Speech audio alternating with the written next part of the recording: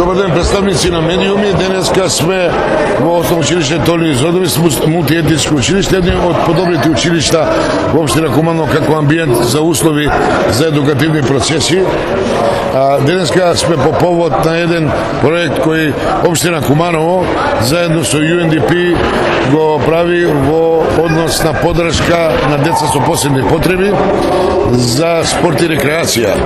Значи во генералниот проект за инклузија на деца со посебни или луѓе со посебни потреби за вработување, овој проект е дел од генералниот проект на УСАИД, кој исто така е подпишан и поддржан од локалната самоуправа.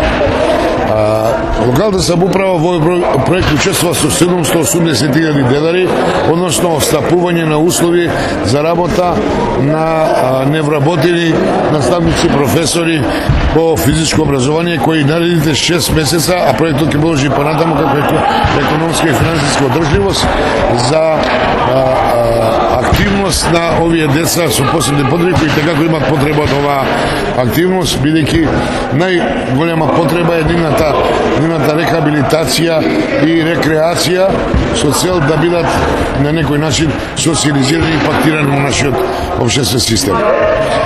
Значи имаме 5 не се волонтери луѓе кои имаат плата на месечно ниво, минимална плата која е загарантирана.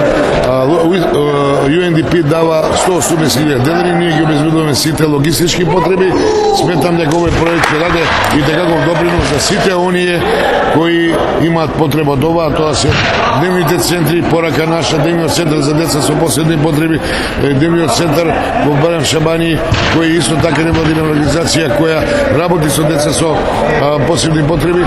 На некој начин Куманово дава поддршка и се води како водечки град во однос на поддршка деца со посебни потреби. Знаете дека порака наша е исклучиво финансирана од буџетот на општина Куманово. Еве ја најавувам и новата акција на општина Куманово во теке постапка за избор на изведувач на превоз на деца со посебни потреби до училишта и дневните центри, која е една од нашите обврски и први се приклучуваме на таа задача како законско предобрана локалната самоуправа.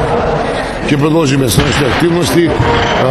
Нашите постварувања во нареден период ќе бидат пред се во надминување на архитекторските пречки во градот за луѓе со посебни потреби, особено на рампи, приводи до стамбени и деловни центри и пред се на сигнализација за слепи лица кои го зацртаме како наша програма. Се надевам 2014 година ќе бидат остварени дел од сите овие заложби. Колку време ќе се спроведе? 6 месеци, проектот трае 6 месеци со можност да биде продолжен и се надевам дека ефектите од ова ќе бидат видливи и понатамошно и локалната самоуправа и некои невладини организации и донаторски средства ќе продолжиме понатаму, бидејќи ова е промовирано и произлезено од потребата на родителите кои се дел од организација Сдружение на граѓани порака наша и сите овие здруженија кои работат со ова специфична група.